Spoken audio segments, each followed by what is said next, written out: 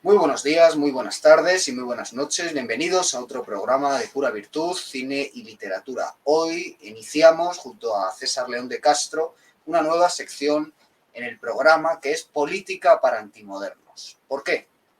Porque estamos en un tiempo de cambio convulso, estamos en una fase muy avanzada de lo que es la modernidad y precisamente lo que vamos a tratar de hacer aquí estos dos buenos caballeros es hacernos eco de una serie de textos que estamos publicando cada uno de nosotros de manera individual en las páginas digitales del Correo de España, de manera adaptada para presentar en el canal a una serie de pensadores, pero no de una manera académica, es decir, no vamos a tratar de dar la información que esté disponible en Wikipedia, que esté disponible en las monografías de la universidad, sino que vamos a usar a ciertos pensadores como plataforma para poder entender la modernidad y sobre todo para poder entender cuál es la alternativa. ¿Por qué? Porque normalmente cuando se quiere plantear una alternativa a la modernidad, lo que se suele hacer es coger ciertas, digamos, discursos muy circunstanciales, es decir, las ramificaciones, pero no se va al tronco y no se va a la raíz, que es precisamente aquello que hay que impugnar. Como dice Juan Manuel de Prada, hay que hacer una enmienda a la totalidad y precisamente hoy vamos a hablar de un parlamentario, o sea, que nos da pie esa expresión parlamentaria para introducir al personaje elegido, que es Juan Donoso Cortés. Juan Donoso Cortés es sobre todo un maestro oral, lo cual refuerza la idea de que es un neoplatónico, y Juan Donoso Cortés es alguien que ya impugna la modernidad. Él, de alguna forma, genera una escuela que es europea, no solo española, pero por supuesto también es hispana, de autores que impugnan la modernidad y que tienen, como se encargará de explicarnos ahora César, un pensamiento teológico. Pero antes de comenzar, quisiera brevemente hablar de qué hablamos cuando hablamos de modernidad, porque claro, para definirnos como antimodernos, primero hay que decir qué es la modernidad. La modernidad, en definitiva, es un asesinato al padre y es una revolución permanente antropológica. Esos serían un poco los conceptos. La modernidad, en términos históricos, tiene tres momentos relevantes. El primero es la Reforma Luterana, el segundo son las revoluciones liberales, tanto la francesa como la norteamericana del siglo XVIII, y el tercero es mayo del 68. En ese primer momento lo que se hace es sustituir a la casta sacerdotal de origen indoeuropeo, junto con la casta guerrera y la casta campesina, por el protagonista de la modernidad, que es la burguesía. En ese segundo momento lo que se hace es llevar a la aristocracia, que la aristocracia había sido en buena medida la protagonista de ese primer cambio, la aristocracia humanista. El humanismo, por aclararlo, tiene dos vertientes principales, una racional cientificista y la otra idealista esotérica o idealista ocultista. Lo que se hace es llevar literalmente a la picota a los humanistas y a la aristocracia. Y en el tercer momento, mayo del 68, lo que ocurre es que una burguesía nueva sustituye a una burguesía vieja. Es una burguesía nueva que viene de alguna manera de la sociedad nacida de los rescoldos de la Segunda Guerra Mundial. Es una sociedad dedicada al consumo, una sociedad del deseo, por decirlo de alguna manera. ¿Por qué el asesinato al padre? Porque la propia modernidad nace matando teológicamente al padre, nace matando al padre, que es la tradición, nace matando al padre, que es toda una capa sociológica que se erradica, y nace matando al padre porque la modernidad precisamente lo que hace es constantemente generar nuevas formas que lo primero que hacen es impugnar la anterior, presentándola como retrógrada, como enemiga del progreso. La modernidad dice que la edad de oro ya no se encuentra en el pasado, ya no es el paraíso perdido, sino que se encuentra en el futuro. Es un pensamiento utópico. Y es una crisis antropológica porque antes de todos los cambios políticos exteriores que hay un cambio interior dentro de los seres humanos al considerar que el ser humano no es criatura, no ha sido creado por Dios, sino que es fruto de una evolución azarosa y que por lo tanto todas sus imperfecciones pueden ser corregidas. Ahí es donde aparece la labor de los ingenieros sociales, que por un lado quieren cambiar la efigie interna de los seres humanos y por otro lado la faz externa. Por eso hay cambios políticos, pero también hay cambios antropológicos. Y esa faz externa, quien se encarga de ella es el liberalismo, y esa faz interna, quien se encarga de ella es el materialismo biológico. Luego se articula esa parte biológica con Darwin. Por eso se puede producir algo tan, en principio, contradictorio como que el posthumanismo, que es la ideología imperante en el siglo XXI, sobre todo de las élites, precisamente sea antihumanista, cuando en el humanismo está la primera capa de la modernidad. Por terminar, esa filosofía del progreso que se encarna en autores como Hegel, en autores como Marx, que creen que la historia lo que tiene detrás es una serie de ideas que se acoplan sobre una serie de acontecimientos, una serie de personajes, plantea que un día habrá un fin de la historia, que será el día en que se alcance esa utopía cuyas características ya se han delimitado previamente. Es una utopía, ya digo, externa e interna a un tiempo.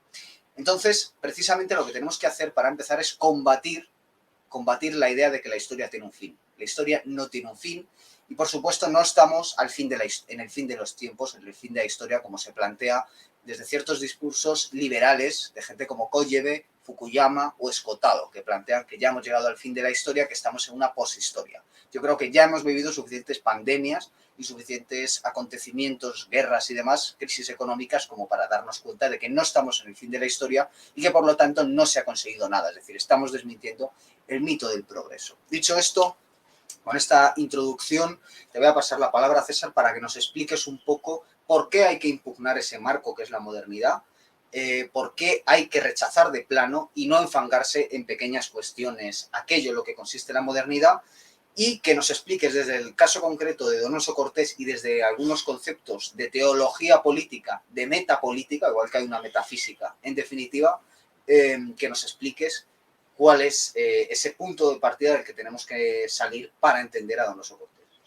Bueno, Guillermo, pues en primer lugar es un auténtico placer y un gusto estar aquí con los queridos espectadores de Pura Virtud de nuevo y para afrontar un programa que a mí me parece capital, no solo el programa, sino la sección que vamos a abrir por iniciativa tuya, me parece excelente, porque aquí tú y yo y tantos otros jóvenes y compañeros de generación con los cuales tenemos afortunadamente relación y vamos tejiendo pues una pequeña comunidad gracias a este canal, gracias a otras iniciativas de tipo cultural que están surgiendo al calor de los intercambios que permite la red, nos hemos podido apercibir de una manera sangrante y dolorosa que somos, como generación, somos unos auténticos desclasados.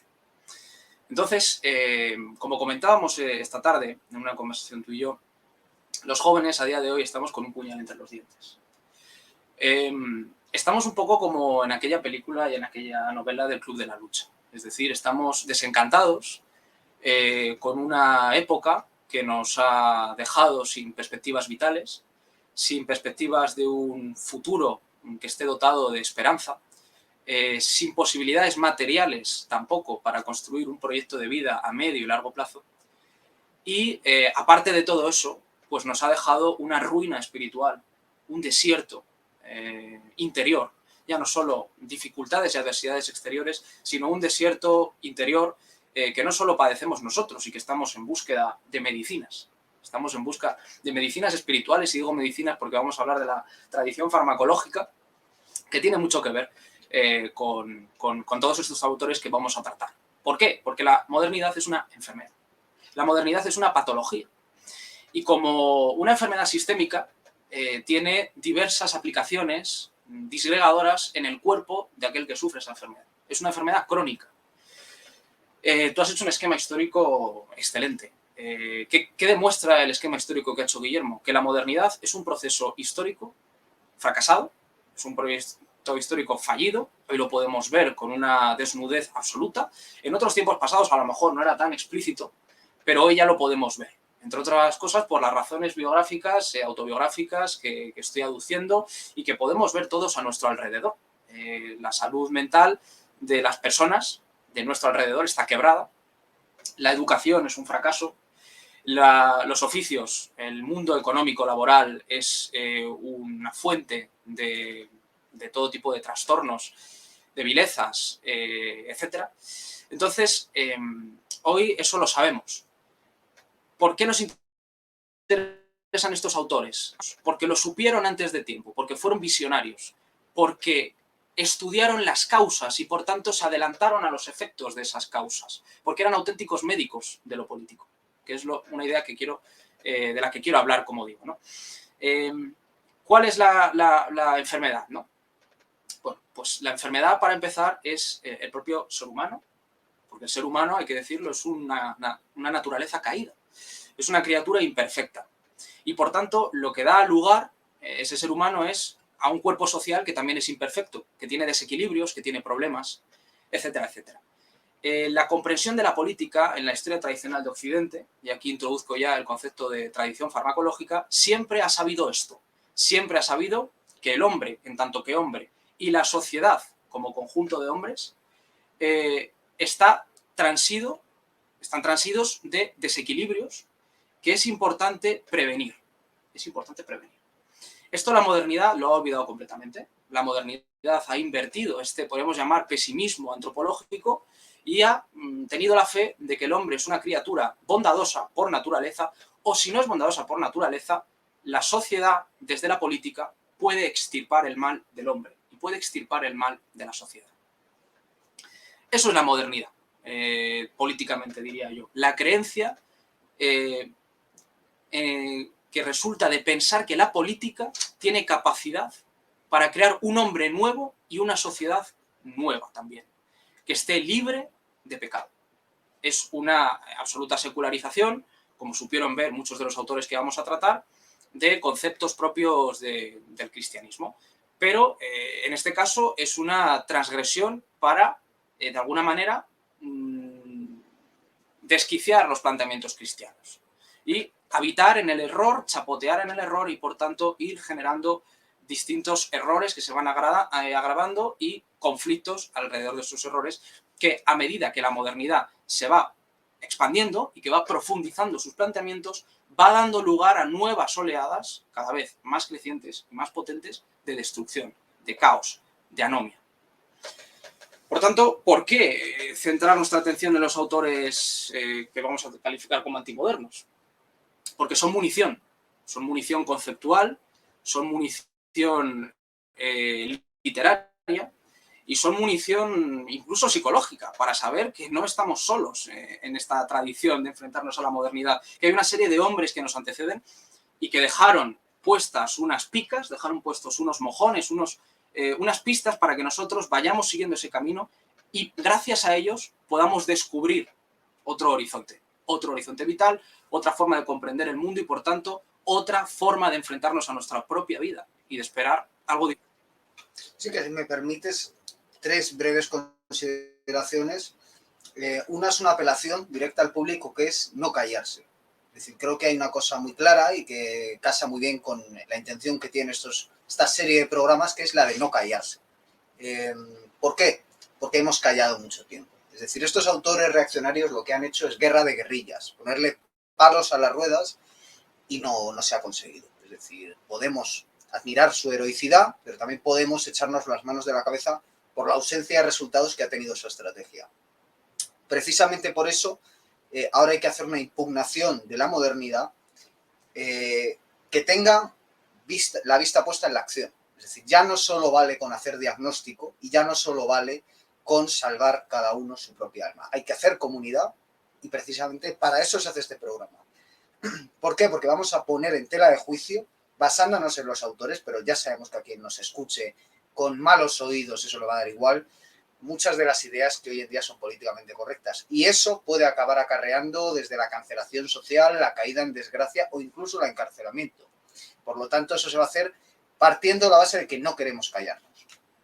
Obviamente eso no significa que todo espectador o todo aquel que esté interesado en la reacción antimoderna tenga que hacer exactamente lo mismo. Por supuesto que no. Basta con compartir este contenido y basta con quedarse con las ideas y reproducirlas. Es decir, cuando ustedes estén hablando con alguien que les esté tratando de convencer con las ideas de la modernidad, si ustedes tienen en su corazón el convencimiento de que eso es incorrecto, que lo digan.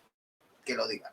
Dicho esto, y solo 2 comentarios más, muy interesante esa idea de la subversión teológica que plantea, por ejemplo, Ramiro de Maeztu, de que 3 conceptos clave de la Revolución Francesa, como son libertad, igualdad y fraternidad, no son más que la caída de conceptos católicos, y eso obviamente en términos teológicos es demoníaco, y la idea del optimismo.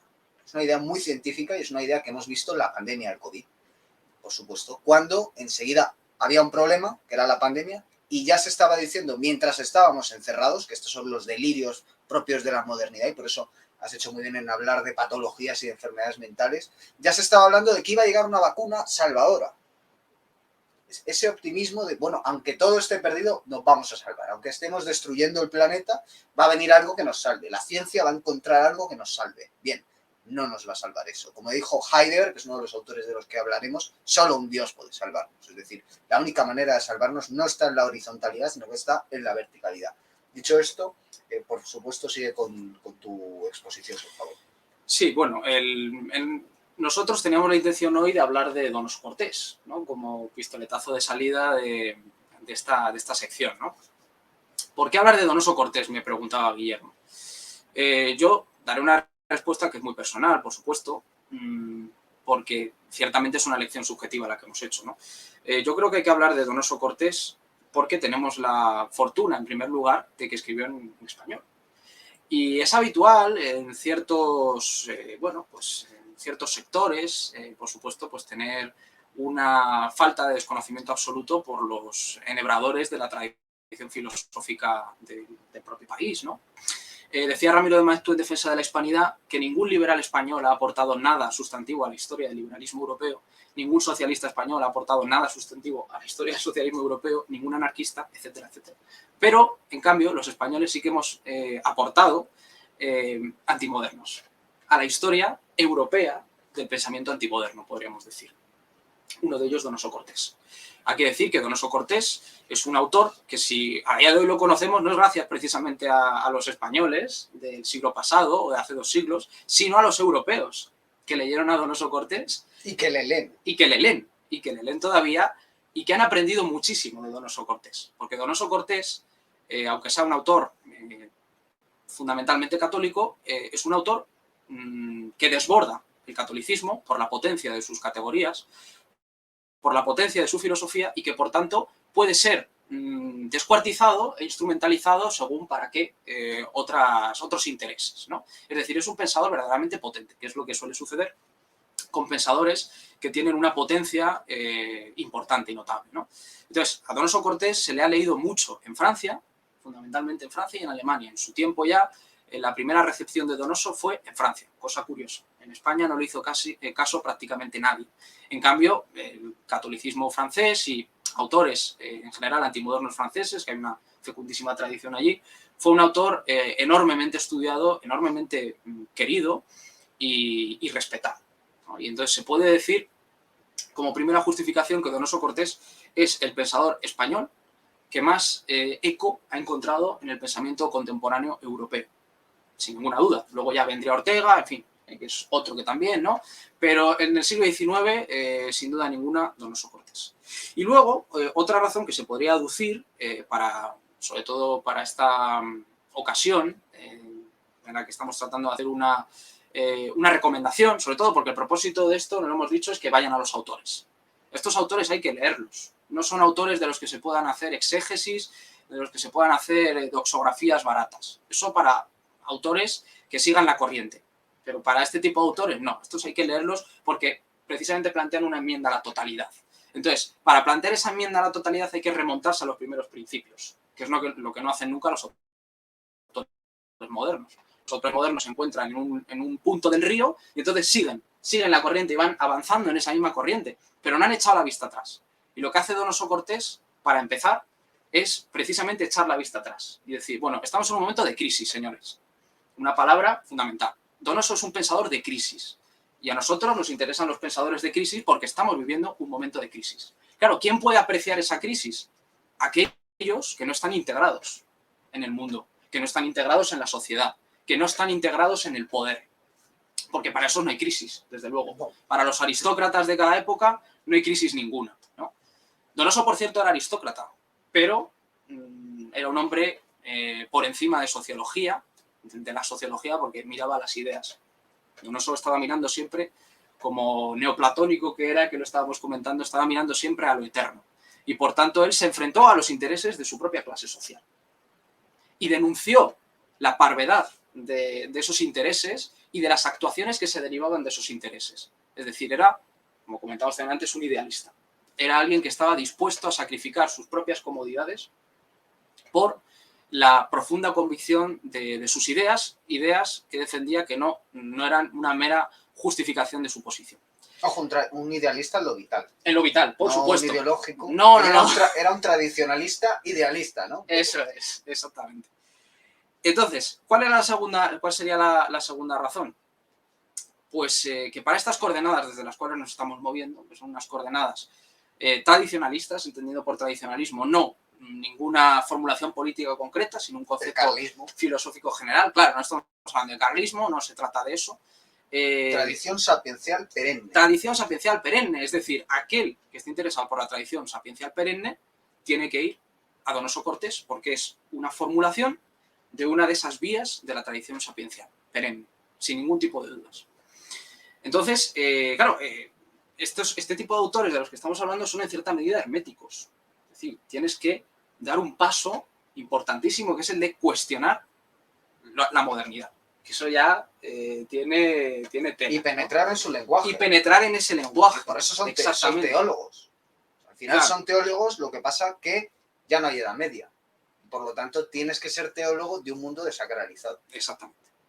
Además, una de las operaciones... Porque claro, la dialéctica amigo-enemigo la tienen muy clara los modernos. O sea, ellos de hecho suelen ser bastante más inteligentes que los antimodernos, en ese sentido. Los antimodernos son malísimos para la comunicación, que es lo que estamos tratando de cambiar aquí y demás, ¿no? Pero bueno, la cuestión es que la dialéctica amigo-enemigo, que ya hablaremos de Carl Smith, que es el gran lector europeo de Donoso Cortés, la tienen muy clara. Entonces, ¿qué es lo que hacen? Demonizar a estos autores y además insuflar una serie de ideas baratas para crear confusión. Es decir, lo que estabas tú comentando, el que llega a Donoso Cortés que no pueda entenderle en su profundidad, ¿no? Eso es una operación, eso no es azaroso. Exactamente, totalmente. Es decir, nos han desprovisto por un proceso histórico de transformación de las conciencias muy agudo y tutelado, nos han desprovisto de las herramientas para poder entender a un personaje como Donoso Cortés. Y que tú te acerques a Donoso Cortés como si fuese un marciano, cuando en realidad es el más humano de los filósofos a que nos podemos acercar junto con otros, ¿no? Lógicamente. Pero, sin embargo, preferimos acercarnos, bueno, pues la filosofía sistémica prefiere acercarse a gente como Rousseau, ¿no? Por poner un contraejemplo de Donoso. ¿Quién sería un contraejemplo de Donoso perfecto? Pues Rousseau, ¿no? Podríamos decir. Pero, como decía, ¿cuál es otra metáfora, ¿no? ¿Qué sería Donoso para el antimoderno, creo yo? O el ensayo sobre el catolicismo, el liberalismo y el socialismo, que es la magnus opus de Donoso Cortés, pues sería algo así como El Capital de Carlos Marx, pero desde unas coordenadas hispánicas y tradicionales. Qué bueno, porque además Marx, el socialismo es una reacción contra el liberalismo. Totalmente. Como el nacionalismo. O sea, nacionalismo y socialismo son dos reacciones antiliberales. A día de hoy todavía hay nacionalismo, por ejemplo en España tenemos nacionalismo en el País Vasco y en Cataluña. Ya no hay socialismo, una vez se cae el muro de Berlín, parece que eso ya queda pulverizado y Margaret Thatcher dice no hay alternativa, there is no alternative, pero eso precisamente lo que hace es descartar en todo momento, porque dicen, bueno, no hay alternativa, lo que no se está poniendo en el tapete es que hay una alternativa, que es la alternativa tradicionalista, la alternativa reaccionaria. Precisamente por eso es tan interesante que hagas esa comparación, porque lo que estás diciendo es que, señores, lo que tienen ustedes que leer no es el manifiesto comunista de Marx y de Engels, lo que tienen ustedes que leer es a Donoso Cortés. Totalmente, aunque sea para negarlo, porque Donoso Cortés es un pensador de los primeros principios. Entonces, yo creo que toda persona que quiera comprender la modernidad, para empezar, tiene que irse a los primeros principios que están siendo examinados por Donoso Cortés. Y vamos a ir dando notas de Donoso Cortés, si te parece, ¿no, Guille? Por supuesto. Hazlo tú, porque tú sabes bastante más. Bueno, pues lo primero que habría que decir de Donoso Cortés es que es, poniéndonos un poco pedantes, pero lo vamos a explicar y a desglosar, es un pensador del desastre, es un pensador farmacológico y es un pensador catejóntico. Estos son tres conceptos que hay que poner en el mapa para acercarnos a Donoso Cortés cuando vaya a hacerse, ¿no? ¿Por qué es un pensador del desastre? Porque Donoso Cortés está examinando su sociedad, su propia sociedad, estamos hablando de 1850, por cierto, la cronología en la que escribe Donoso es justo con la segunda fase que has dicho tú, la de las revoluciones liberales. Esa es la experiencia que a Donoso le abre los ojos respecto al liberalismo, porque hay que decir que Donoso fue liberal. Como tantos otros, como nuestro amigo Sebastián Porrini, al que le hacemos una cariñosísima mención, que tuvo también esa trayectoria, ¿no? Él lo comenta, pues Donoso Cortés, en fin, empezó como un hombre integrado en su tiempo era plenamente liberal, él leyó a los ilustrados, a todos, a los de primera, a los de segunda, a los de tercera fila, absolutamente a todos. Y por supuesto también leyó a los clásicos, ¿no? Y entonces se da cuenta que el liberalismo no era lo que se decía desde los teóricos del liberalismo doctrinario, que ¿qué era lo que decían en esencia esos teóricos? El liberalismo es una limpieza de digamos, los excesos que ha cometido la monarquía absoluta. Entonces había liberales doctrinarios que querían reconectar con la tradición y decían, no, es que la monarquía absoluta ha sido un error, el absolutismo ha sido una contaminación de la tradición política occidental. La tradición política occidental preserva como un principio básico la libertad y por tanto hay que limitar la monarquía, hay que contener a la monarquía.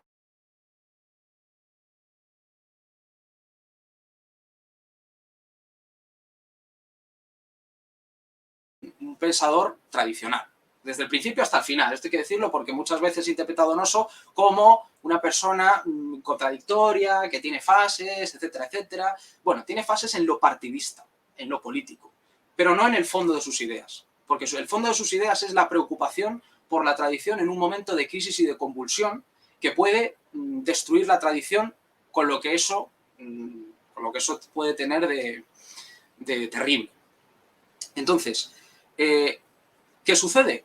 Que Donoso empieza a examinar, y esto lo dice él mismo, dice, bueno, a mí políticamente el liberalismo me parece interesante, me parece razonable, pero Donoso empieza en un momento dado a examinar, porque él era un teórico, empieza a examinar los textos de la filosofía liberal, empieza a estudiar el liberalismo. Y cuando estudia el liberalismo, se da cuenta de que el liberalismo lleva en sí la semilla de la revolución, porque el liberalismo parte de la negación. El liberalismo es una negación de todo lo que has comentado tú, Guillermo.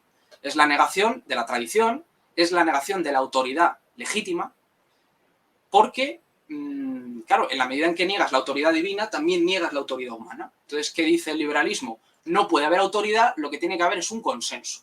Es decir, nos tenemos que poner aquí de acuerdo unos cuantos, primero liberalismo elitista, sufragio censitario, es decir, el pueblo me da exactamente igual, nosotros somos los que sabemos, los arúspices, los augures, como en la antigüedad, y entonces vamos a decir al rey lo que tiene que hacer. El rey reina pero no gobierna, es la primera negación liberal. Eso es lo mismo que decir que Dios existe, pero simplemente es el deísmo en la política. Este tipo de... ¿Qué es lo que son, además? ¿Qué es lo que son? Efectivamente, o sea, porque Donoso lo que hace es, esto es muy importante, la teología política. La teología política como método de estudio de la política, no como un proyecto político, sino como un método de estudio que entiende que todas las categorías políticas modernas son fruto de categorías teológicas y que, por tanto, todo error político es fruto de un error teológico previo. Aunque sea inconsciente. A veces es consciente y a veces es inconsciente, dependiendo mucho del país, del teórico, etcétera, etcétera. Entonces, Donoso se da cuenta de que el liberalismo implica religiosamente el agnosticismo. Es un primer paso de negación. No negamos al rey, pero discutimos su soberanía. La soberanía tiene que pasar a una clase social privilegiada. Ese es el primer liberalismo doctrinario. ¿Qué ve muy bien Donoso? Dice, bueno, es que los liberales no se están dando cuenta de que esto no se puede quedar aquí, porque va a llegar un momento en el que aquellas personas que están desprovistas de la participación de la soberanía quieran también ser soberanas. La revolución. La revolución, exactamente. Esa es la revolución democrática. ¿Qué dice Donoso? La revolución democrática que estaba en la época tanteando, o sea, estaba ahí merodeando de distintos países, todavía no se había producido, se producirá más tarde, pero ya había partidos políticos demócratas, digamos. ¿Y qué ve Donoso además? Dice, bueno, pero es que esto de la democracia que va a venir, Donoso ya se anticipa, dice, esto va a venir, no nos vamos a quedar en lo que hay ahora, va a venir la democracia, pero el problema no es que venga la democracia. El problema es que la democracia implica que ya ni siquiera se puede llegar a la verdad entre unos pocos, que era la idea del liberalismo doctrinario, sino que esos pocos no son suficientes, entonces hay que ampliar la discusión de la verdad al conjunto. ¿Qué ve Donoso ahí? Donoso ve que la discusión va a ser la base de la sociedad. Cuando la discusión es autosuficiente y no mira a principios que regulen esa propia discusión, es decir, la discusión prescinde totalmente de elementos para aquilatar qué se puede discutir, y qué sale de esa discusión, lo único que importa es que esté discutido, que sea democrático, la sociedad, dice Donoso, está a un paso de la anarquía. El relativismo. El relativismo. Y el nihilismo. Efectivamente. O sea, la ampliación del relativismo. Eso es. No hay verdad. No hay verdad. Es más, si nosotros votamos que César aquí presente es mujer, si César y yo votamos y los dos estamos de acuerdo en que César es mujer, da igual lo que ustedes vean, César será una mujer, ¿no? Eso es el grado último del relativismo y bueno, quien quiera entender, que entienda. Eso es. La modernidad es como una piedra que cae en un estanque y va generando ondas concéntricas cada vez más extensas y que van negando más cosas. Cada vez la negación es mayor, hasta que al final estamos donde estamos ahora mismo, 2022, en donde lo que se niega, como hablábamos Guillermo, es la propia esencia de lo humano.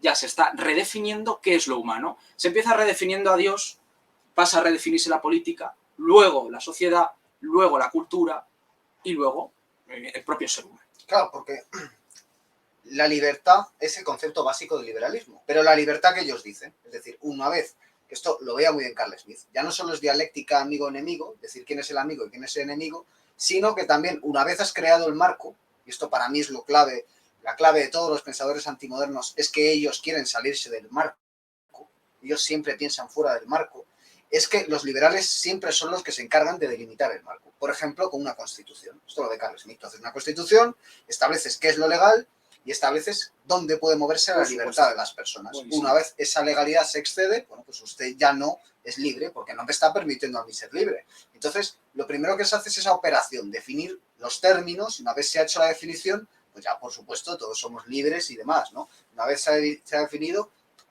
pues ya puedes sacar del tablero a quien no lo cumpla. Y luego lo interesante es esa idea de que la modernidad se define a la contra, ¿no? Por ejemplo, dos autores plenamente modernos, estos no son reaccionarios, como el inglés Charles Taylor o como el alemán Hans Blumenberg, ambos coinciden en que, claro, vivimos en un tiempo secular. Entonces, ya solo decir que vivimos en una era secular es decir que lo definitorio de nuestra era no es más que la negación de lo anterior. Con lo cual, no estamos viendo una época que afirme nada. Realmente el liberalismo no afirma nada. Parece que sí, pero lo seguimos viendo a día de hoy, ¿no? Todos esos tópicos que hay en la Agenda 2030, en la ONU, en la UNESCO, en la Declaración de los Derechos Humanos, que es uno de sus textos fundacionales, etcétera, realmente no dicen nada. Usted los lee y se da cuenta de que son realmente ridículos y tan abiertos que no tendrá nada y será feliz. Bueno, eso no me está diciendo nada concreto. O sea, realmente es tan amplio que se puede utilizar para cualquier cosa, ¿no? Y precisamente ellos al final lo que están generando es un despotismo ilustrado. Es decir, sí, como nos has planteado, hay unas minorías que ven al antiguo régimen y dicen, bueno, esta gente vive muy bien, estos monarcas absolutos, entonces lo que hay que hacer es quitarles a ellos el poder para tenerlo yo. O sea, realmente eso es lo único. Yo soy el que le va a decir a la gente cómo tiene que vivir, no este monarca absoluto.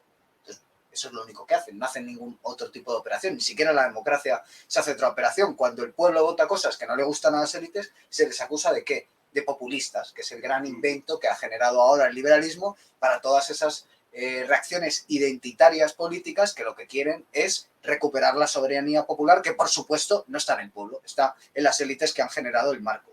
El populismo, yo diría que es el concepto del que se han servido las élites para cancelar el sentido común. Concepto del que habla Donoso y del que habla Balmes también. El concepto de sentido común, que se usa a veces así a la ligera, es un concepto filosófico, que tiene sus raíces filosóficas. Entonces, Donoso Cortés esto también lo dice. Dice, cuando discutes, cuando admites el principio de la discusión, nada puede quedar fuera de la discusión. Es decir, la discusión tiende a ser totalitaria. Claro. Tiende a totalizar absolutamente todo. Y por tanto, lo que nos queda es una sociedad voluble, es una sociedad que funciona según modas, patrones de modas, y por tanto es una sociedad crítica, porque esas modas van pereciendo. Y las modas no generan una estructura que sea sólida y que otorgue un orden. No se puede porque social. Son nihilistas. Entonces, si tú, por ejemplo, uno de tus dogmas, que es uno de los dogmas de la modernidad, que tú lo has indicado antes, es ese rechazo visceral a la autoridad, a toda forma de autoridad, claro, ya cuando vamos a mayo del 68, que es el rechazo de la autoridad por excelencia, efectivamente lo que estamos comprobando es que eso se les acaba volviendo a la contra. Es decir, en el grado en el que estamos actualmente, el pueblo se ha vuelto contra las instituciones, que eran antes, precisamente, lo que se quería defender, y es normal. Y ahí es cuando precisamente te echan del marco. Por ejemplo, vivimos en una época de una rebelocracia, ¿no? O sea, rebelarte contra todo, contra los dogmas divinos, contra los dogmas políticos, es decir, que no haya ninguna verdad, que todo sea discutido, que todo pueda ser sometido al escepticismo, que el que crea en una verdad sea un ingenuo, o sea un crédulo, o sea algún tipo de tara mental, que son las explicaciones que se dan. Claro, en el momento en que te rebelas contra la rebelocracia, en el momento en que eres un antimoderno e impugnas todo lo que se te está queriendo insuflar, en ese momento, fuera. Usted es un sujeto peligroso. Entonces, al final, resulta que el liberalismo, que supuestamente nace contra los totalitarismos, ¿no? Con ese totalitarismo nazi, con ese totalitarismo soviético, nace precisamente la socialdemocracia. Y el liberalismo anterior nace precisamente contra el humanismo, contra la Edad Media y demás. Claro, pero en el momento en que usted se quiere ir de ese liberalismo, aplican la brutalidad, todos los mecanismos del Estado, porque otra de las características de los antimodernos es que atacan al Estado, radicalmente al Estado moderno, un Estado que fulmina a la comunidad y lo que hace es generar un poder judicial, generar un poder político, generar una policía, generar un ejército, y todo eso, todo ese poder de funcionarios, de burocracia, militar, policial y demás, cae, empezando por la propia ley, cae sobre aquel que se quiere salir del marco. Entonces, usted puede ser libre y va a vivir muy bien siempre y cuando esté dentro del marco. Si sale, todo va a caer contra usted. Con lo cual es una dictadura igualmente. Totalmente. Luego es muy interesante la faceta que tienen este tipo de pensadores, por ejemplo Donoso, contra el Estado. Porque esto es importantísimo, es decir, hay que distinguir la autoridad del Estado. No es lo mismo. La autoridad es legítima.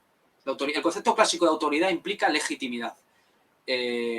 Los filósofos escolásticos trataron muy bien qué requisitos, vamos, es que hay un listín. Santo Tomás tiene un listín de requisitos que tiene que tener la autoridad para que sea legítima y para que sea, por tanto, obedecida. Sí, Mariana decía que si no se la cumple, salta, podemos tener problemas. Suárez, de hecho, Exactamente. desde la cárcel, Francisco Suárez, escolástico español de la Escuela de Salamanca, justifica el tiranicidio. Es decir, Claro, si claro. el rey no es legítimo, el pueblo tiene el derecho de poder levantarse y cortarle la cabeza. No a la manera francesa, sino a la manera hispana. ¿Por qué no se ha llevado a cabo la manera hispana en la historia? Porque enseguida todo el poder liberal se pone en contra. Claro.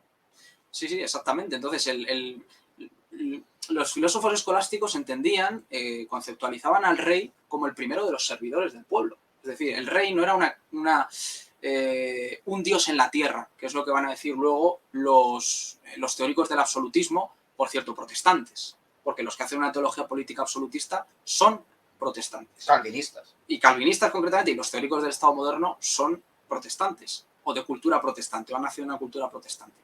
Entonces, el Estado precisamente se crea contra la monarquía tradicional, en la cual el rey tiene que rendir cuentas. Y es un servidor del pueblo. Es un primero entre iguales. Y al papado. Y al que papado. Es otra cuestión. O sea, es decir, al final el Estado moderno nace porque no quieren servir al papado. Claro, exactamente. Son unos príncipes alemanes que dicen, el Lutero no está diciendo nada nuevo realmente, pero nos viene muy bien para decir que no queremos servir al papado. Sí, eso es.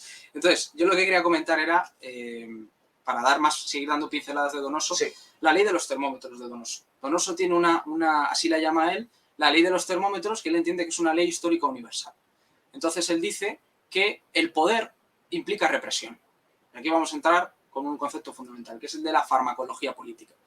Es el segundo, ¿no? Ya es primero, segundo y el tercero es el catejonas. Sí, sí. Entonces, el primero que hemos dicho es el pensador del desastre. Es decir, los antimodernos se anteponen al desastre.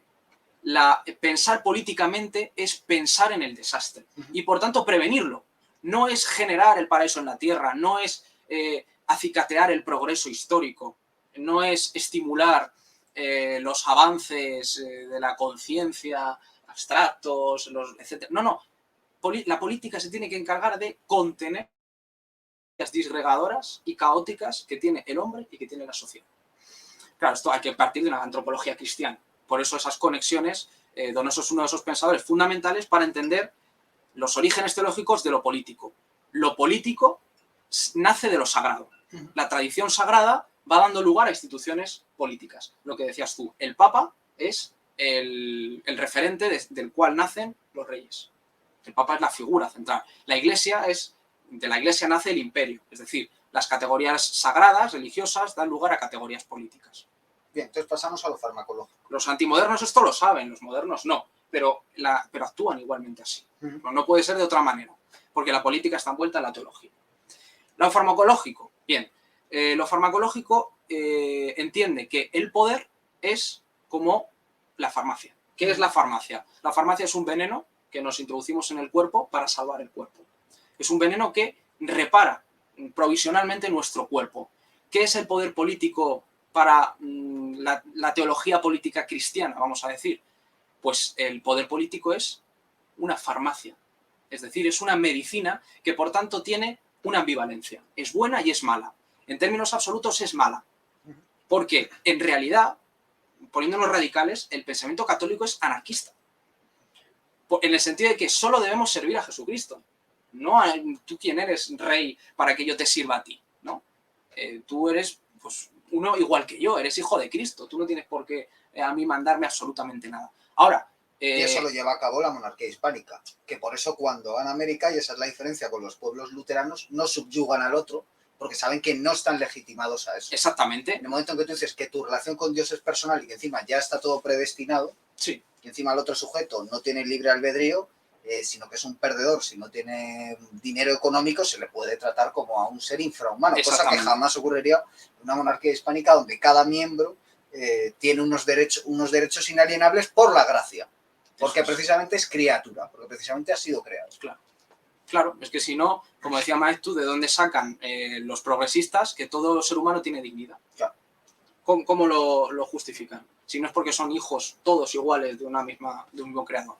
Pero aquí vamos, entonces, eso está en San Agustín, por ejemplo. La ciudad terrena, la ciudad de Dios, etcétera, etcétera, ¿no? Y la desconfianza hacia la autoridad humana siempre está en el filósofo católico. Hay una desconfianza muy grande. Ahora, el filósofo católico es realista político. Aristotélico. Entonces entiende que el poder es necesario para que la sociedad se pueda organizar. No podemos prescindir del poder. Entonces el poder tiene un lado bueno, que es el de organizar la sociedad, el de velar por el bien común, sí, y el de informar con un cierto orden a la sociedad. Y sobre todo, y esto lo sabían muy bien los griegos, de permitir que gracias a esa comunidad el ser humano pueda desarrollar todas sus potencialidades. No es la visión de Hobbes de el poder lo que tiene que hacer es permitir que la gente no se mate entre sí. No, es mucho más. Lo que tiene que permitir el poder es que la gente se desarrolle, que desarrolle sus potencialidades, porque solo las puede desarrollar en comunidad. Claro, sí, Hobbes concibe de una forma casi gnóstica el poder. Gnóstica, es un leviatán, mecánica. Es una criatura que lo que hace precisamente es el miedo. O sea, Hobbes era un tipo que, como casi todos los pensadores modernos, traumatizado, como Rousseau y como tantos otros. Entonces Hobbes lo que hace básicamente es que él tiene un miedo horrible a sus vecinos, a lo que puedan hacerle sus vecinos, porque evidentemente si nadie le está rindiendo cuentas a ningún poder sobrenatural que me evita a mí cometer las mayores tropelías con mi vecino, y entonces dice, bien, pues el poder político tiene que sustituir a Dios. Ya no le voy a rendir cuentas a Dios cuando me muera, sino que a quien le voy a rendir cuentas es al poder cuando esté vivo con la ley, aplicando la ley. Exacto. Eso es cierto que, por ejemplo, lo reivindicaba Carl Smith. O sea, Carl Smith es discípulo de Donoso Cortés, pero Carl Smith es nacionalsocialista, en definitiva, porque bebe de Hobbes. Ese es el error fundamental de Carl Smith, que no comete Donoso Cortés. No lo comete. Carl Smith es un pensador, que a lo mejor tratamos esto en otro vídeo, de la tradición cratológica, de la tradición del poder, que es una tradición moderna, totalmente moderna, fundada por Hobbes, precisamente. El Estado lo que tiene que hacer es permitir que la vida social se desarrolle y que no se mate la gente entre sí y velar por eso mismo de una manera casi, si se tiene que ser de forma agresiva y de forma violenta y totalitaria, pues sea así, ¿no? De otro lado, lo que decía de la farmacología, ¿no? Entonces la farmacología lo que dice es que el poder tiene ese lado positivo que hemos mencionado, pero tiene un poder negativo. ¿Cuál es ese poder negativo? La represión. El poder es por esencia represivo. Bien. Entonces, ¿qué dice Donoso Cortés? De arriba hacia abajo. Efectivamente, de arriba hacia abajo. Es decir, el poder coarta la libertad, necesariamente. Y ese es el gran problema. Entonces, ¿qué dice Donoso? ¿Cómo arreglamos? Entonces, Donoso lo que dice al respecto es que hay una ley universal histórica que es la de los termómetros. Cuando la presión religiosa está alta, la presión política es nula. Es decir, cuando el hombre y la sociedad son religiosos, comparten una moral y, por tanto, su conciencia está ordenada según la compasión, según el amor, según el velar por la comunidad de forma religiosa, es decir, no adoctrinadora, sino de forma natural. Entonces no hace falta presión política. Por eso, por ejemplo, la monarquía hispánica no era estatalista, no hacía falta el Estado. Estaba descentralizada. Estaba descentralizada. Tienen que venir los Borbones a España para empezar a centralizar, claro, que son franceses y traen un modelo moderno. Exactamente. Entonces lo que ve Donoso, de forma magistral, es ¿cuándo ha venido la represión política en Occidente? Cuando la represión religiosa, por llamarlo de alguna manera, ha caído en picado. Entonces es una ley pendular. Cuando la presión religiosa, que no es presión como tal, porque el hombre la asume, digamos, porque quiere voluntariamente, no hace falta presión política, no hace falta. Ahora bien, cuando esa presión religiosa desaparece en Occidente, cuando la conciencia deja de ser religiosa para pasar a ser secular, para pasar a ser materialista, entonces el Estado, la presión política, tiene que subir hasta su pico. Claro. Y entonces ahí hace una historia Donoso Cortés, en sus discursos sobre la dictadura, sobre la situación de Europa, de cómo el Estado se ha ido armando de mayores recursos de control de la población porque la conciencia religiosa social, es decir, la comunidad ya no existe. Ya solo hay individuos que buscan su bien particular. Las partículas elementales. Las partículas. Entonces, que parece una cosa socialista y demás, y en el fondo es liberalismo puro. Claro, o sea, totalmente. Consuma usted, y todo eso encaja perfectamente dentro de lo que son las leyes del mercado, la oferta y la demanda, los empresarios y demás, y el Estado legislando. Porque una cosa hay que decir y es que nunca en la historia del capitalismo ha existido capitalismo sin Estado. Ha existido Estado que controlaba el capitalismo, que es el modelo soviético. Pero el modelo liberal requiere de Estado y requiere de mercado. No existe Estado, o sea, mercado sin Estado. No sé, los libertarios no tienen ningún tipo de fundamento histórico para decir que eso se haya dado en la historia. Sí, el Estado y el mercado van unidos. Juan Bautista Fuentes dice que es una doble tenaza, que va reduciendo la sintaxis de la realidad a lo meramente económico-técnico. Pero ya para terminar, ¿no? Porque hemos dado ya, digamos... Falta pasar al catejón. El catejón, claro. Hemos dado un planteamiento general de cómo ve Donoso. Nos queda ya poco tiempo. Más o menos cómo analiza la realidad de su tiempo, sí. Que es la realidad del nuestro, porque son tiempos que siguen siendo modernos. Lo que pasa es que, como hemos dicho, se ha ido avanzando en la espesura de esa modernidad y cada vez hay más elementos, hay más criaturas, ¿verdad? Hay más monstruos, incluso más extravagancias. Los sueños de la razón producen monstruos. Efectivamente, los sueños de la revolución producen monstruos. Entonces, queremos traer aquí la idea del catejón, ¿no? Hemos dicho antes que Donoso es un pensador catejóntico, en el sentido de que él está pensando siempre en el catejón. ¿Qué es el catejón? Muy breve. Que es clave para Carl Smith. Carl Smith lo interpreta todo a partir de ahí. El catejón es una idea sacada de un versículo de San Pablo, la segunda carta a los tesalonicenses, que dice lo siguiente: los tesalonicenses están esperando la parusía, la segunda venida del Señor, y no comprenden que ahí no pasa nada. Están muriendo los tesalonicenses, mártires, tal y cual, y no pasa nada. Y escriben a San Pablo angustiados. Esto ya nos está enseñando que la escatología, el milenarismo, el fin de la historia que decías tú, cuidado. Es otro asunto desacralizado. Efectivamente. Entonces, le dice San Pablo: ¿no recordáis que cuando todavía estaba entre vosotros os hablaba de estas cosas? Pero ahora ya sabéis qué es lo que impide su manifestación, la de Cristo, que sucederá en su momento. Porque ya está actuando el misterio de la iniquidad. Solo falta que sea apartado el que hasta ahora lo retiene. Lo retiene. Entonces aparecerá el inicuo, a quien el Señor exterminará con el soplo de su boca y destruirá con su venida majestuosa. Aquel, por la acción de Satanás, vendrá con todo poder y con falsas señales y prodigios y con todo género de engaños dirigidos a los que se pierden, puesto que no aceptaron el amor de la verdad para salvarse. En resumen, ¿qué les dice San Pablo? Y aquí viene la categoría del catejón. Que la segunda venida del Señor, el fin de la historia, no va a venir si no es con un previo dominio, que no sabemos de cuánto va a ser, del maligno, del impío, de la apostasía. Este maligno ya está presente en la época de San Pablo, lo dice, claro, porque la acción maligna y diabólica en la historia es eterna también, ¿no? Sí, no hay más que recordar además que para los que creen que estamos en el Kali Yuga, o sea, se estima que ya en tiempos de Platón, o sea, Platón ya es degeneración. Claro. O sea, para exacto, la cultura sí, tradicional, totalmente. Platón ya es degeneración. Y aunque el grueso de la obra de Platón es oral, es decir, los diálogos de Platón no es más que la parte más superficial, lo profundo no se llega a hacer palabra, se supone que eso ya es una perversión y que eso ya está marcando que hemos entrado en otra época de absoluta depresión, y eso coincide con la idea del Kali Yuga.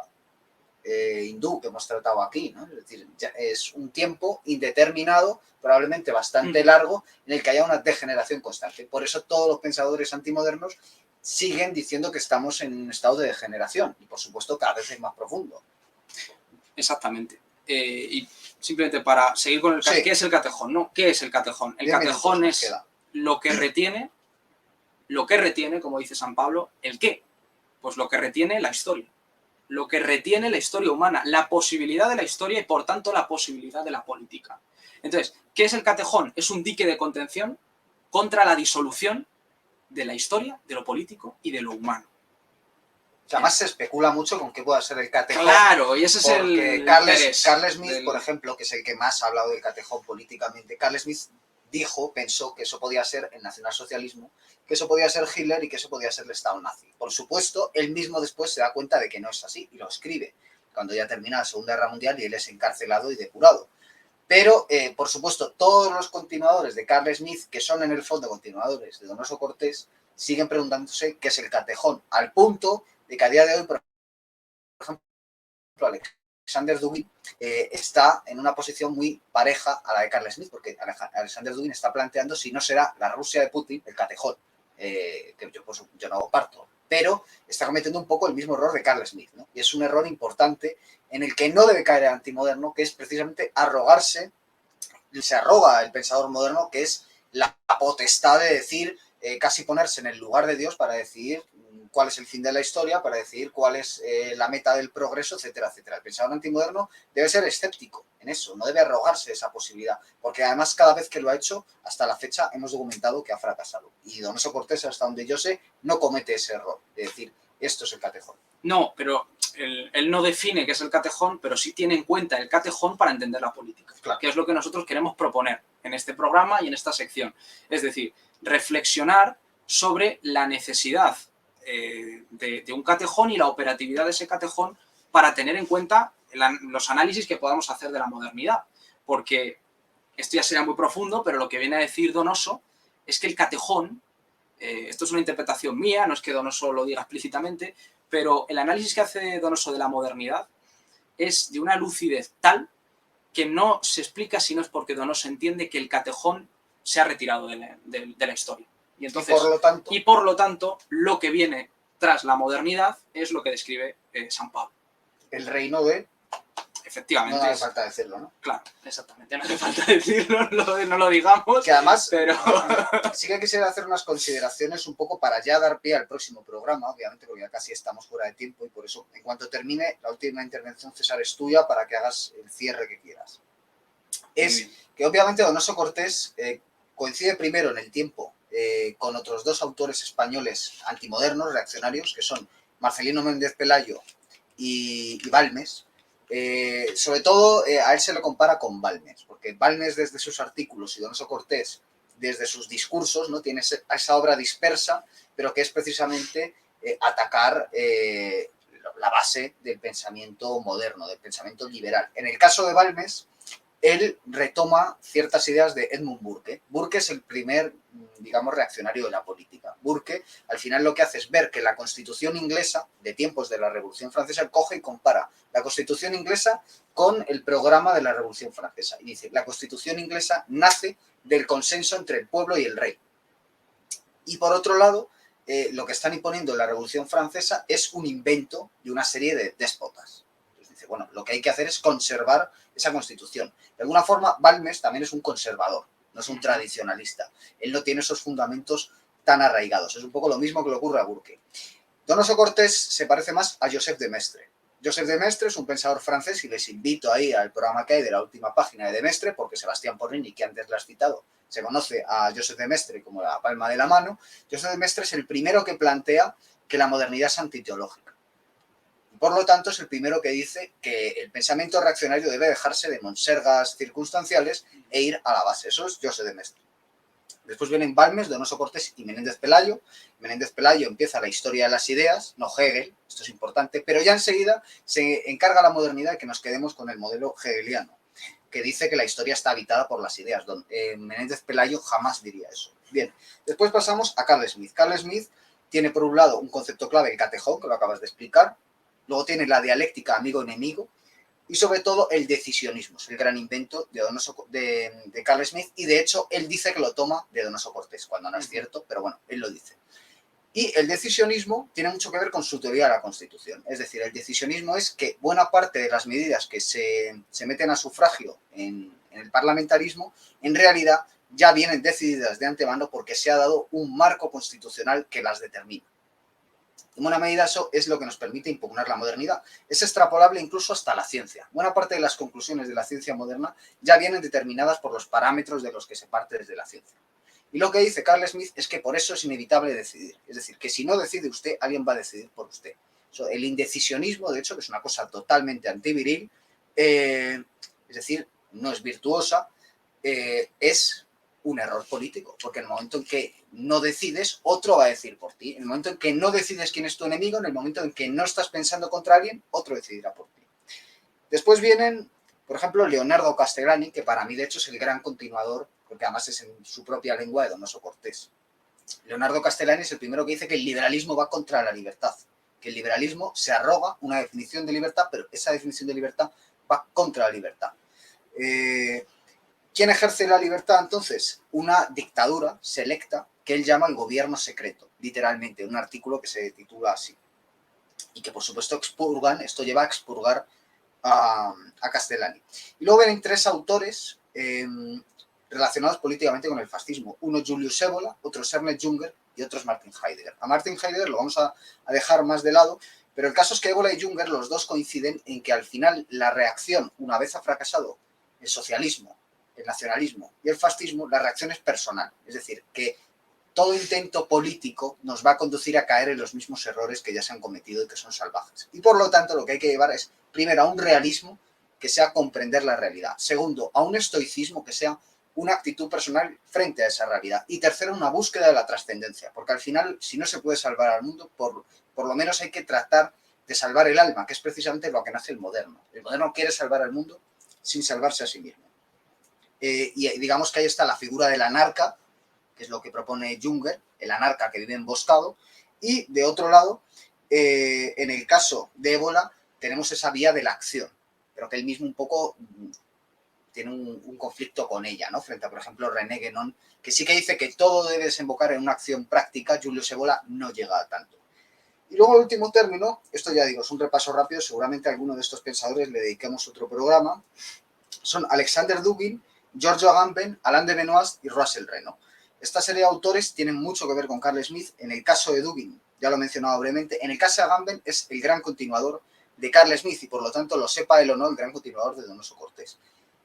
Primero hace una crítica a el estilo de vida, más que el estilo de vida, el trasfondo existencial que tiene ese estilo de vida moderno, él lo llama nuda vida, y después hace una crítica política que para mí es la más aguda actualmente, que es el estado de excepción, que precisamente es lo que hemos estado viviendo con los confinamientos domiciliarios. Literalmente ha sido eso, es la prueba, o sea, ya no se puede poner de manera más clara con un ejemplo que lo que ha sido eso. Es decir, cuando el derecho normal, es decir, ese marco que está sesgado de antemano, no sirve para conseguir unos fines más profundos, lo que se hace es invocar a una excepción que permita rescindir los derechos y ir más lejos.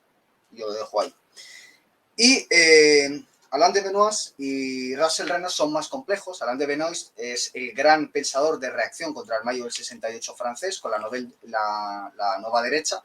Y Russell Renaud habla de la vuelta, el retorno de los dioses fuertes. Se trata de que la identidad, la patria, la nación, todo aquello que ese esquema de desarraigo que propone el mayo del 68, pues puede contrarrestarlo. Es decir, todo lo que se quiere destruir, todo lo que se quiere dejar atrás en nombre del progreso, reivindicarlo en estos tiempos en los que el propio progreso se está destruyendo a sí mismo por sus contradicciones. Y bueno, dicho esto, yo diría que, y ya te paso con esto la palabra para que cierres en 5 minutos más o menos, se trata de vivir a la contra. Es decir, el pensador antimoderno lo que nos propone es un esquema para, primero, entender el mundo y, segundo, para vivir a la contra. O sea, también hay una forma de vida alternativa, que es eso, la del anarca, la del que vive emboscado, etcétera, ¿no? Y por lo tanto no está todo perdido. Lo único que es un camino complicado, un camino que puede llevar a la cárcel, a la expulsión social, al ostracismo y demás. Pero si realmente estamos con la verdad, si Dios y aquí que ponga cada uno lo que quiera, pero si Dios está con nosotros, ¿quién está contra nosotros? Primero, por un lado eso tiene esa doble vertiente. Si Dios está con nosotros, ¿quién está contra nosotros? Eso por un lado, ¿no? Esa decir, bueno, si estamos con Dios, ¿qué más nos da quien esté enfrente? Por muy poderoso que sea en este mundo, su gloria será vana. Pero por otro lado, también está, y aquí enlazo con el catejón, si Dios está con nosotros, ¿quién está contra nosotros? ¿Quién será ese que está contra Dios? Y ahí enlazamos con el catejón. Claro. Vamos, es excelente todo lo que has dicho, Guillermo, me parece esencial. Y nada, para terminar muy brevemente, pues una vez más decir que hay que pensar en el catejón. Es decir, para decirlo gráficamente, el canal que tú tienes, Pura Virtud, es digamos, una piedrecita en el catejón, es un elemento catejóntico, es decir... Oigas, eso que lo cierran, ¿eh? Lo que tenemos que hacer, creo yo, ¿no? Y hablando en un sentido más propositivo, es pensar que puede retener un poquito más la historia. Porque estamos en un momento de eclipse. Concepto también... Que el otro día me citabas el discurso... Sí, efectivamente, el eclipse de la historia. Entonces estamos en un momento de eclipse paradonoso. El eclipse empezó pues en su época, precisamente, bueno, en la Revolución Francesa, ¿no? Diríamos, para remontarnos a la primera subversión, pero estaba empezando ahí. Y el eclipse está llegando ya están como en la película del Titanic cuando cierran las puertas, que quieren escapar los que están ahí trabajando en las chimeneas. Pues la puerta se está cerrando, falta muy poquito, muy poquito. Entonces, ¿qué es el catejón? El catejón es lo que permite que esa puerta siga abierta un segundo más, un instante más, que podamos seguir sintiéndonos humanos, que podamos seguir formando parte de una comunidad. Hablabas de Reno. El libro de Reno en realidad es un planteamiento catejóntico también, porque lo que viene a decir Reno es estamos en una época de anomia, que lo hablábamos también, el concepto de anomia es fundamental. La anomia es el fracaso de la política, es cuando no hay orden, no hay organización social, ni hay congruencia entre la ley y la aplicación de la ley, y por tanto eso genera el caos y la anarquía, justificados además, porque muere el derecho. Entonces el mal es la anomia. La anomia ha sido provocada por el liberalismo. Donoso se anticipa. El liberalismo va a dar al nihilismo. Y Russell Reno es lo que hace un diagnóstico de la anomia a la que nos ha conducido la sociedad abierta después de la Segunda Guerra Mundial y dice cómo salimos de esta anomia o cómo contenemos la anomia, porque tampoco es que sea una solución. Pero cómo va a funcionar la historia, que esto también lo dice Donoso. Donoso dice, la historia a partir de ahora va a ser una oscilación entre la tiranía y la revolución. No puede haber otra, o tiranía o anarquía. Y en última instancia una síntesis de las dos, que es lo que Donoso decía que era el tirano colosal. Un tirano que políticamente sea colosal y que no se pueda discutir, pero socialmente tenga efectos caóticos e incontrolables y destructivos. Y lo que dice Russell Reno es, pues los dioses fuertes. Tenemos que retornar a los dioses fuertes, tenemos que retornar a las ideas fuertes para que siga persistiendo un poquito más la historia. ¿Qué es el catejón? Lo que contiene. El catejón es todavía no va a morir el mundo, ¿no? Entonces, pues eso, intentemos hacer catejón, intentemos conocer a estos autores, leerlos, porque son los que tenían esa comprensión de lo político desde el punto de vista de una escatología, pero no liberal, ni autosuficiente, ni autocomplaciente, sino verdaderamente terrible, que es lo que estamos viviendo todos los días. Sí. Yo para terminar voy a decir que, bueno, para mí el primer momento progresista, el primer momento de modernidad, está por supuesto en el terreno del mito, que es el mito del paso del mito al logos. La idea de que antes había un tiempo oscurantista en el que se contaban mitos porque no se sabía la verdad científica, pero después se puede pasar al logos, al pensamiento dialógico, y entonces ya a la dialéctica, y una vez se pasa a la dialéctica ya no necesitamos mitos. Bien.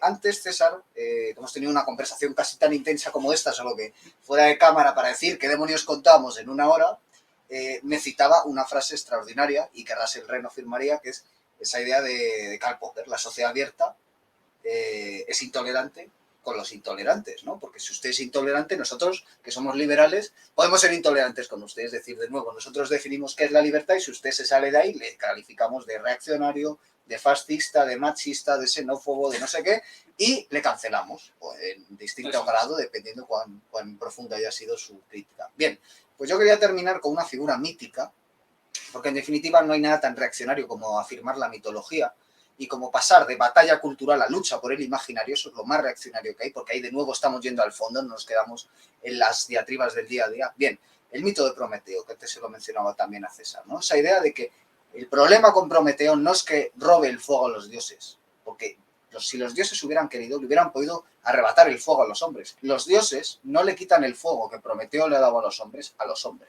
Los dioses lo que hacen es castigar a Prometeo. ¿Por qué? ¿Cuál es el error de Prometeo? ¿Quitarle el fuego a los dioses? Ya digo, eso no hay problema. Si eso hubiera sido el problema, quitarle el fuego y dárselo a los hombres, los dioses podrían haber revertido esa acción. El problema no es ese, el problema es la actitud de Prometeo, que es la actitud del hombre moderno, la actitud de Ícaro, la actitud de la expulsión del paraíso, una actitud que está, la actitud de Frankenstein, que por eso es el nuevo Prometeo, del doctor Moreau, de Jekyll y Hyde, etcétera, que es esa actitud de decir, yo puedo arrogarme el poder de ser tan grande como un dios.